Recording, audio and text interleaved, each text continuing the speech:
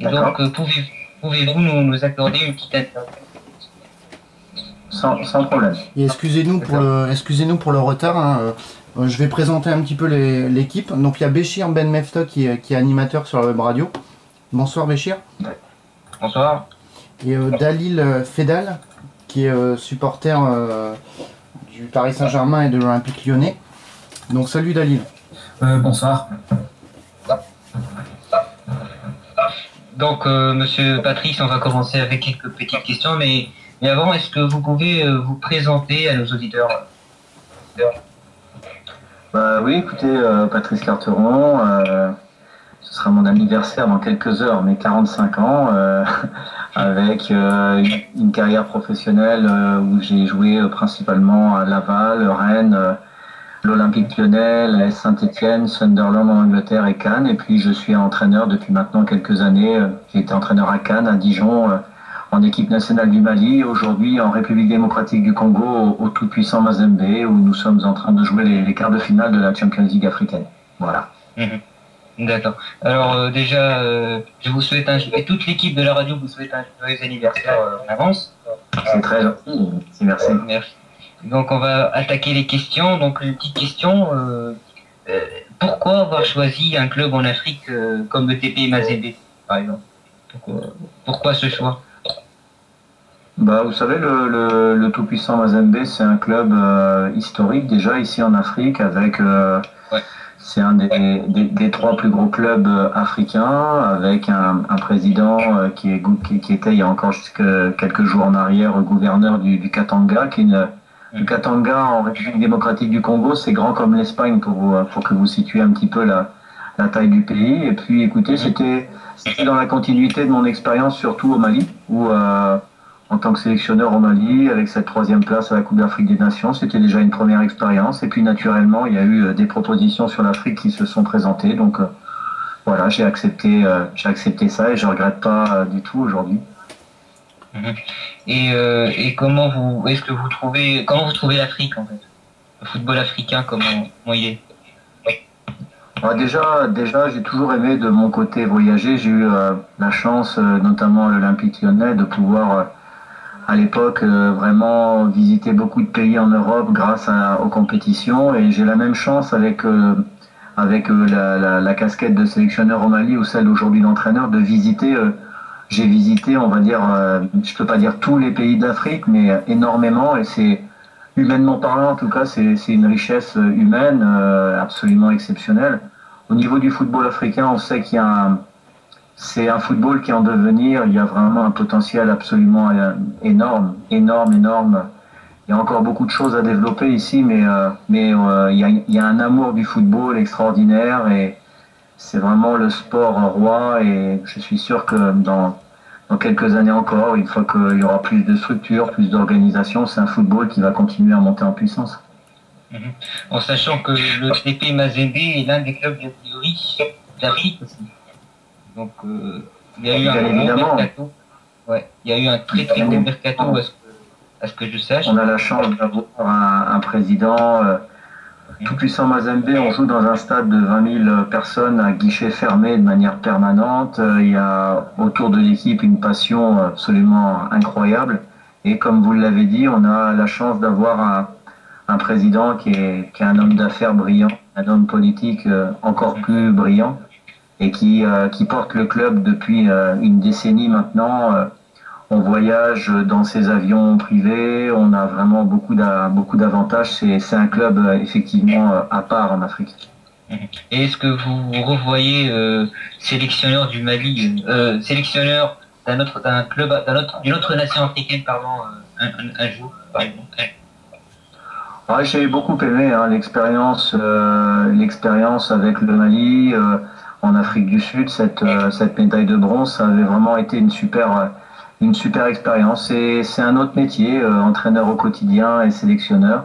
J'avais envie de revenir justement à mon métier en tant que jeune entraîneur. J'avais envie de regoûter au fait d'entraîner mon équipe au quotidien. C'est pour ça que j'ai préféré privilégier un club plutôt qu'une sélection. Mais dans quelques années, je pense que je reviendrai aux sélections. Ça permet, je trouve, de garder plus de force pour des moments plus précis, alors qu'entraîneur au quotidien, il y a vraiment une débauche d'énergie qui est assez énorme.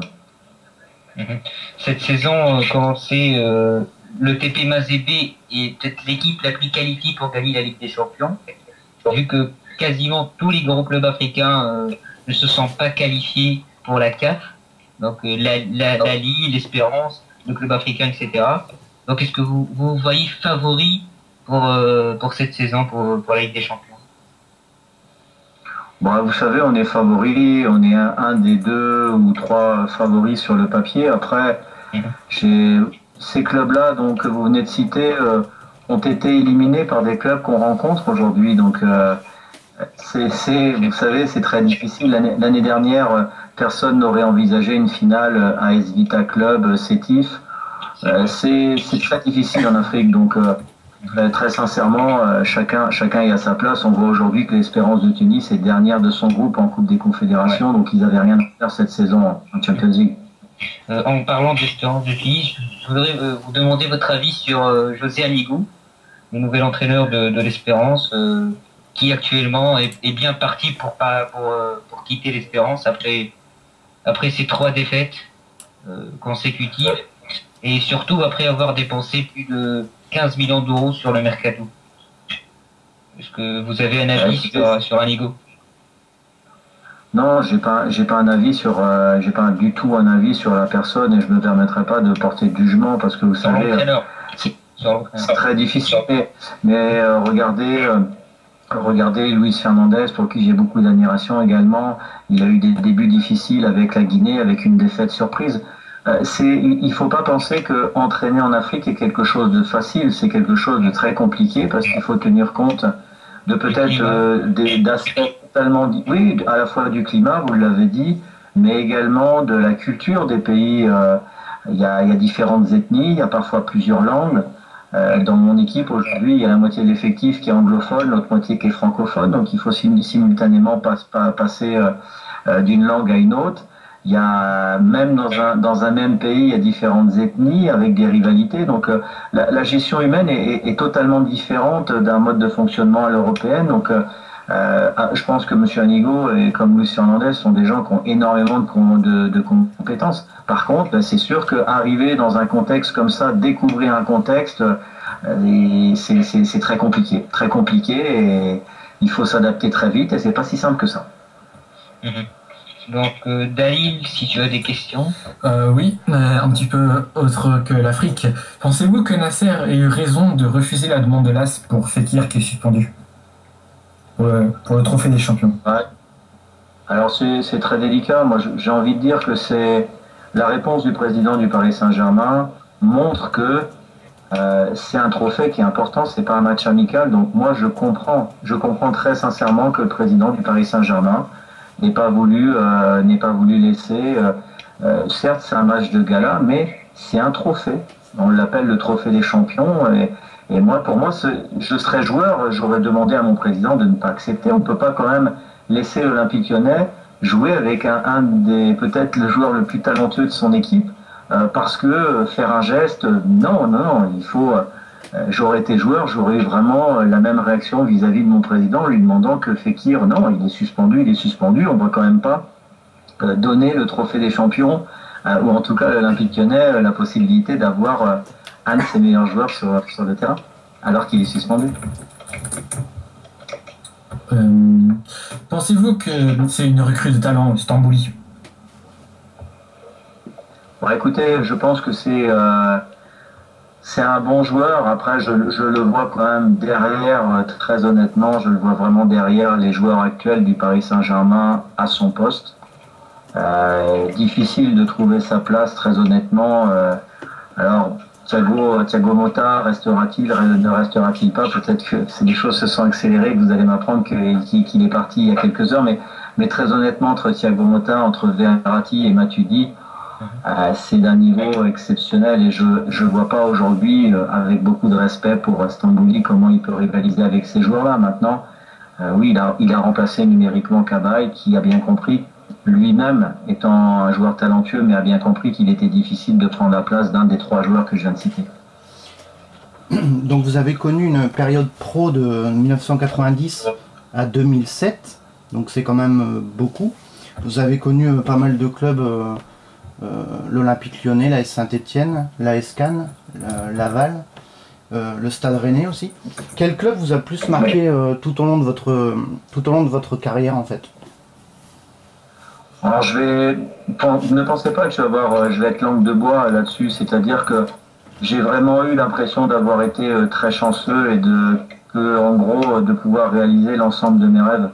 Michel Le Milinaire a su, en l'espace d'une discussion à Laval, me faire venir à Laval plutôt qu'à Rennes, parce que vraiment j'ai eu un énorme coup de cœur et j'ai pas regretté d'aller à Laval pour mes débuts. Après, être au Stade Rennais, c'était le rêve de mon enfance, puisque je suis breton. J'ai eu la chance à l'Olympique Lyonnais, honnêtement, de connaître le plus grand président que j'ai connu dans mon histoire de joueur. Jean-Michel Aulas, c'est vraiment un président exceptionnel. Je trouve parfois qu'en termes d'image, il y a un décalage entre ce que nous, les joueurs, on vit au quotidien avec lui, et il est suffisamment intelligent pour préserver ses joueurs. Je vois qu'en ce moment, il est un peu dur avec eux, tout ça, mais il est assez fort pour mettre la pression sur lui, pour détourner les joueurs de ça. Mais en interne, c'est de très loin le plus grand président que j'ai connu, très sincèrement. Saint-Étienne, j'en garderai forcément 5 années passées avec un côté émotionnel, une passion et un club qui a failli mourir et qui est revenu au plus haut niveau. Et cette remontée-là, en tout cas, m'a laissé un souvenir formidable. Sunderland en Angleterre, jouer dans le championnat anglais, finir 6e de la première ligue anglaise, c'était vraiment quelque chose de génial. Et puis après, pour être plus honnête, ou tout autant, je veux dire, la fin à Cannes était à la fois le fait de me faire plaisir encore au niveau football, mais c'était également l'occasion pour moi de jouer, d'avoir une qualité de vie sympa. On a vraiment à Cannes une qualité de vie formidable, et puis de pouvoir également passer mes diplômes d'entraîneur qui m'amèneront quelques années plus tard à démarrer mon expérience d'entraîneur à l'AS Cannes. Mais j'ai eu beaucoup de chance, très honnêtement, j'ai du mal à enlever une expérience parce que j'ai eu beaucoup de plaisir partout où je suis passé. D'accord. Donc c'est à moi. Que manque-t-il au PSG pour gagner la Ligue des Champions, selon vous? Les circonstances favorables. Très sincèrement, regardez aujourd'hui le Bayern de Munich. Moi, je fais un constat très simple. Vous prenez tous les ans la Champions League, les demi-finales. À chaque fois, il y a des surprises tous les ans. Et on se rend compte que c'est réellement une question de fraîcheur physique. Chaque année, c'est l'équipe la plus en forme physiquement qui va au bout de la compétition. Le Barça de cette année avait quelque chose de plus. L'année dernière, le Real Madrid. Chaque année, très sincèrement, ça se joue à vraiment trop peu de choses. Il faut des circonstances favorables. Souvenez-vous, la saison passée, la Juventus de Turin, par exemple, a eu également un tirage au sort plus favorable. Et j'ai rien contre Monaco, mais je pense que Paris était supérieur à Monaco. Il y a aussi une question de tirage au sort. Éliminer Chelsea, c'était formidable. Tomber derrière sur Barcelone avec beaucoup de joueurs diminués. Zlatan, pas au mieux de sa forme, blessé ou suspendu. David Luiz, enfin... Disons que le Paris est arrivé vraiment cette année en quart en étant à ce moment-là, souvenez-vous, c'était une hécatombe, il y a eu des matchs avec plein de blessés quelques jours avant. Donc Paris n'est pas arrivé en forme, mais je pense très sincèrement que c'est l'expérience qui est en train de rentrer, c'est-à-dire que peut-être que les Parisiens d'année en année vont arriver à faire en sorte de peut-être mieux protéger certains joueurs à des moments clés de la saison pour justement qu'ils arrivent en meilleure forme au moment décisif. Et que pensez-vous de Di Maria? Pensez-vous que c'est un petit peu trop acharné sur son cas, ou faut vraiment qu'il vienne au PSG? Moi, je trouve que c'est extraordinaire pour le football français d'avoir des joueurs de ce talent-là. Ça va vraiment pour le championnat de France. Je trouve ça vraiment génial pour le plaisir qu'on a à regarder cette équipe du Paris Saint-Germain en Champions League. J'ai envie de dire qu'on est tous amoureux du haut niveau quand on aime le football. Ça a été le cas plus jeune pour moi, très jeune Saint-Étienne, après les Girondins de Bordeaux. On a vécu l'OM de Tapi où pareil, on avait des grands joueurs. Là, Di Maria arrive, mais je trouve ça vraiment génial pour le championnat et pour le PSG. Ça va être un plus formidable. Et qu'avez-vous pensé du recrutement de Kevin Trapp? Est-ce que vous pensez que que c'est le futur gardien numéro 1 du PSG à la place de Sirigu? C'est une certitude.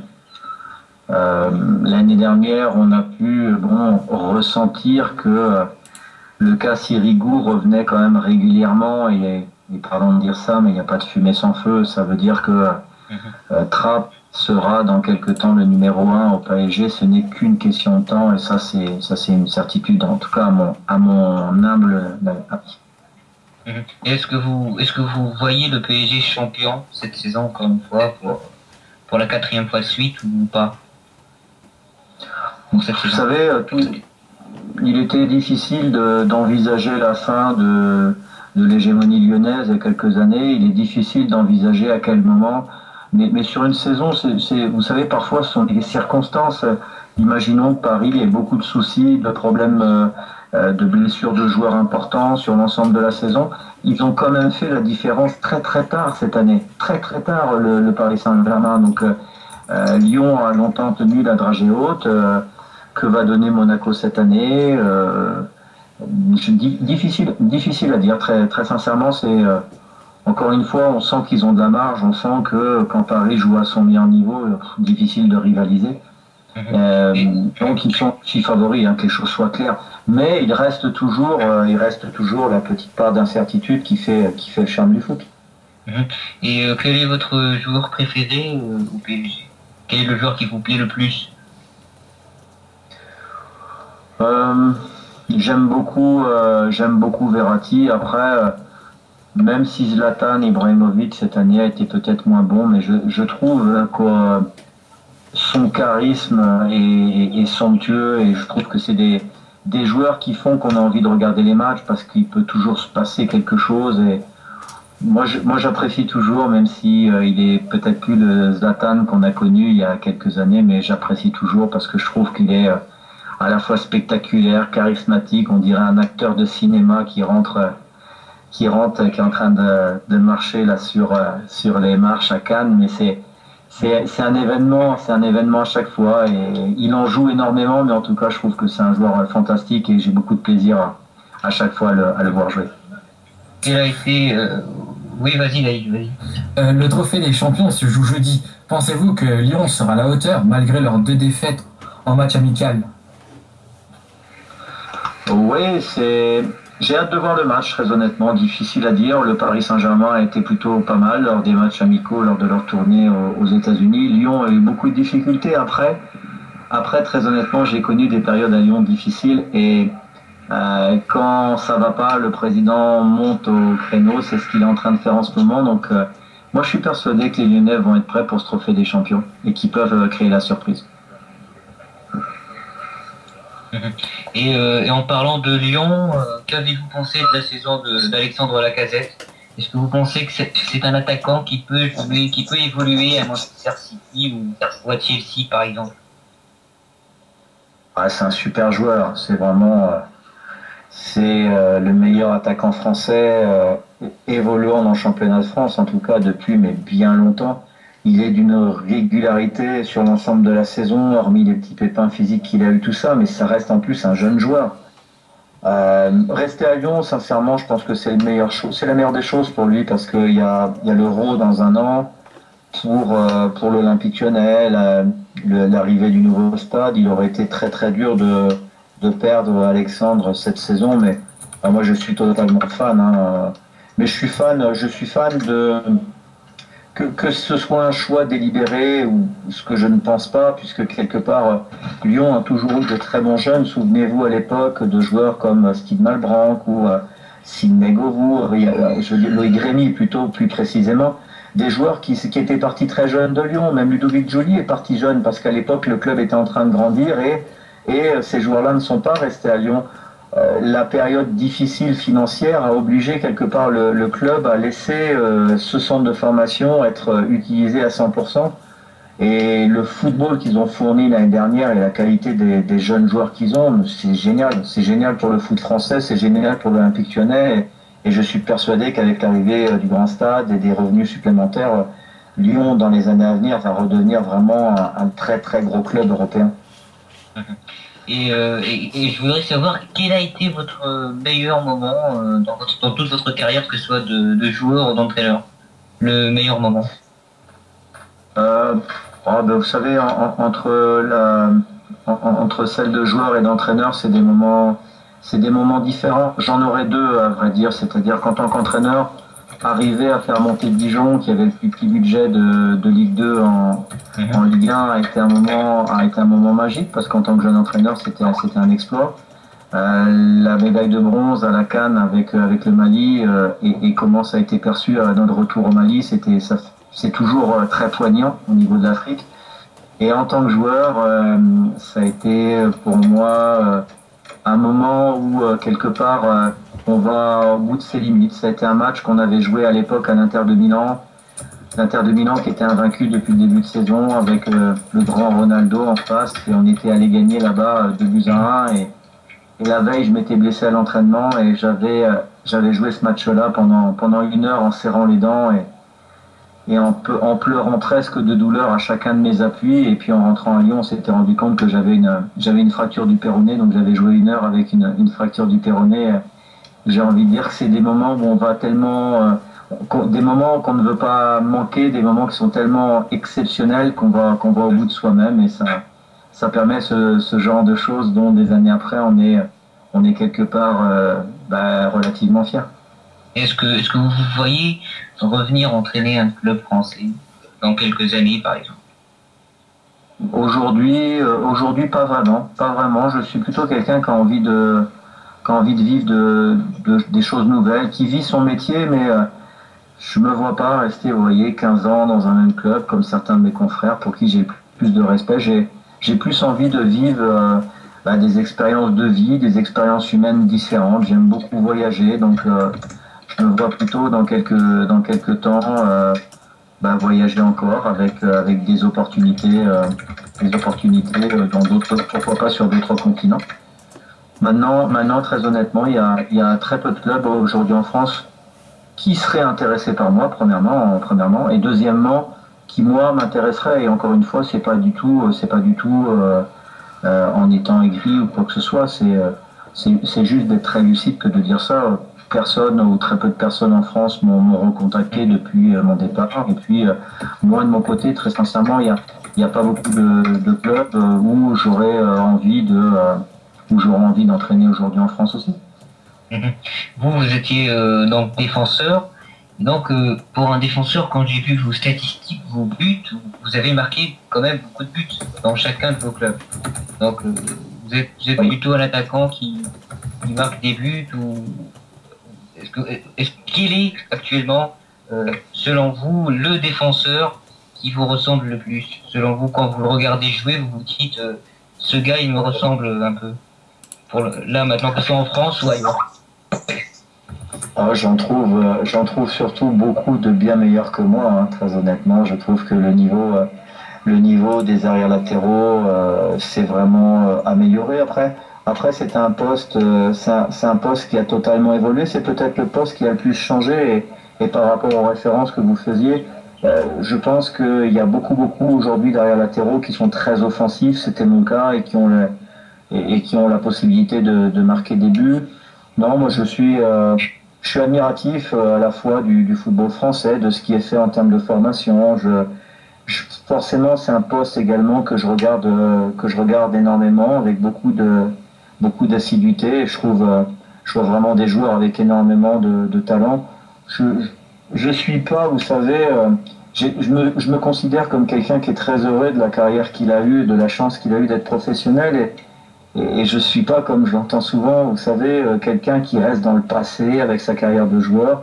J'ai pas gardé de maillot de ma carrière de joueur, j'ai tout offert pour faire plaisir, mais je vis la vie à l'instant T, et encore une fois, je vois beaucoup de très très bons joueurs, beaucoup de très bons latéraux aujourd'hui, droitiers, gauchers, vraiment des super joueurs, mais je me suis, très honnêtement, je me suis même pas posé ce genre de questions de savoir qui pouvait me ressembler, ou que c'est pas très important. Il vaut mieux qu'ils aient leur propre style, et encore une fois, aujourd'hui, il y a de très très bons joueurs. Vous qui avez joué à Lyon, que pensez-vous de Umtiti? Ah, j'aime beaucoup, mais je trouve, comme je l'ai dit, vraiment qu'ils ont énormément de jeunes de talent, mais qui arrivent à maturité hyper vite, quoi. C'est-à-dire que ces joueurs-là, vous vous rendez compte, vont faire la Champions League. Alors Umtiti, c'est encore, j'ai envie de dire que c'est encore pire parce que lui a joué pendant un moment. Pendant une période, je me suis vraiment posé la question de savoir si latéral gauche, comme l'a été Lilian Thuram, vous savez, souvenez-vous, en équipe de France, où il était défenseur central en club et latéral en équipe de France. Je me suis vraiment posé cette question. Il me fait plus penser à Thuram en gaucher. C'est-à-dire, je me dis, est-ce qu'il serait pas mieux latéral gauche? Parce que défensivement, il est impressionnant, il a une bonne activité, il a été capable même offensivement d'apporter un plus. Je me rappelle d'un but somptueux à Tottenham de mémoire en Europa League. C'est un guerrier, c'est un gamin, il a déjà énormément de maturité. Moi, je suis admiratif de ça, quoi. Je me dis, on est souvent toujours en train de dire des conneries, pardon l'expression. Avant, c'était mieux, les joueurs ceci, cela, mais non, je me dis, mais ces jeunes joueurs qui ont déjà un statut très jeune, tout ça, je trouve qu'au contraire, ils assument ça très bien et sur le terrain, ils ont un comportement. Et pour revenir à Samuel Umtiti, moi j'adore parce c'est un guerrier, il est intelligent, il a beaucoup de qualités, donc moi j'aime beaucoup, je suis fan.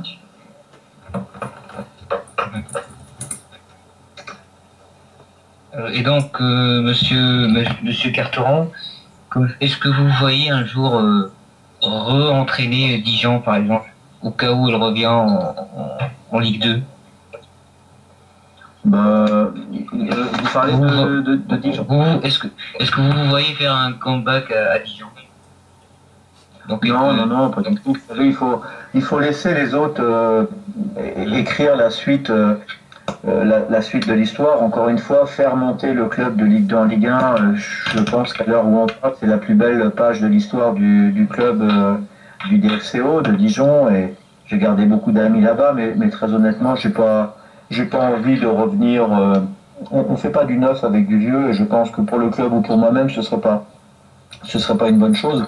Et j'en ai pas envie, très sincèrement, j'en ai pas envie, non pas par un manque de respect ou pour quoi que ce soit, c'est uniquement parce que j'ai déjà vécu ça, donc j'ai envie, au contraire, j'aspire à vivre autre chose, j'aspire à d'autres challenges. L'avenir le dira, mais ça fait pas partie de mes priorités. Il y a Monaco qui a fait, ils ont fait de belles ventes, ils ont fait aussi des bons achats. Que pensez-vous de ce club? On s'est longtemps posé la question la saison passée de ce qui se passait dans ce club. Alors, est-ce que c'était uniquement une histoire politique par rapport au président, dans un rapport de force avec la principauté pour obtenir la citoyenneté, comme on a pu l'entendre ça et là? Je sais pas, j'ai été vraiment surpris en tout cas que ils bâtissent en une année une équipe exceptionnelle et que un an plus tard, ils vendent l'intégralité des joueurs. Sincèrement, la chance qu'ils ont eue pour eux, c'est que là encore, il a fallu qu'ils fassent jouer les jeunes joueurs. Il a fallu faire avec quelque part. Je pense que c'était pas le plan initial et que malgré tout, ça a permis que ces jeunes joueurs explosent, qu'ils aient ce parcours en Champions League absolument incroyable auquel on croyait pas du tout. Et du coup, ça leur a permis non seulement de revendre certains joueurs très chers, et puis ils ont animé le marché des transferts avec les recrues de nouveaux jeunes joueurs. Je les ai pas vus malheureusement lors du match il y a quelques jours en arrière contre Young Boys de Berne. J'attends vraiment de les voir avant de me faire une idée. Maintenant, vous savez, Monaco reste Monaco. Ça a toujours été comme ça dans le championnat de France, l'AS Monaco, depuis 50 ans. On connaît, on sait que c'est toujours un club à part maintenant. Et j'ai envie de dire, ça fait du bien au football français. Voyons les choses positivement. C'est quand même un club qui est performant. Là où d'autres clubs sur la scène européenne ne sont pas au rendez-vous. Eux, l'année dernière, ils l'ont été. Et là, l'entrée en matière est très prometteuse. Donc, tout ça est du positif pour l'ensemble du football français. Et donc, selon vous, qui est actuellement le meilleur entraîneur français, Monsieur Carteron? Le meilleur, le best? Laurent Blanc? Laurent Blanc, bien sûr. Entraîner à Paris avec toutes les stars qu'il y a, avec forcément une pression, avec Mais c'est Laurent Blanc. Alors je sais qu'on aime bien en France toujours aller chercher le petit club avec l'entraîneur qui arrive à tirer la substantifique moelle, mais Laurent Blanc a tout gagné l'année dernière sur la scène française. Il y a cette élimination, mais sur la France, il y a gérer Ibrahimovic, ça ne doit pas être simple tous les jours. Hein. Ça doit être un joueur que j'apprécie, mais waouh. Et dans l'ensemble, je trouve qu'il s'en sort très très bien, que le club évolue. Donc pour moi aujourd'hui, c'est Laurent Blanc. Malgré que certaines personnes disent que cet effectif, que c'est facile de gagner la Ligue 1 avec cet effectif. Vous pensez quoi de ces commentaires un peu qui disent voilà, même moi si j'entraîne le PSG, je serai champion, etc. Dans le genre, Laurent. Ouais. Non, vous savez, tout ça, ce sont des idées reçues. Si demain vous mettez un entraîneur sans charisme, qui n'a pas une belle carte de visite, qui n'a pas, un charisme vis-à-vis des joueurs, je peux vous assurer que ça se passera pas bien du tout, parce que gérer des égos comme il peut y avoir au PSG, gérer des stars au quotidien, c'est très compliqué, très difficile. La part de gestion humaine, elle est énorme. Donc, il y a l'aspect football et il y a l'aspect gestion humaine. Et pour cela, il faut être très très costaud, je peux vous garantir. Donc, non, mettez un petit entraîneur à Paris Saint-Germain et je vous garantis que ce ne sera pas si simple que ça pour lui. Et en parlant de ça, est-ce que vous voyez un jour, est-ce que si on vous offre le poste d'entraîneur au Paris Saint-Germain, est-ce que vous voyez capable de réussir? C'est difficile à dire. À l'heure où je vous parle, c'est inconcevable. C'est-à-dire que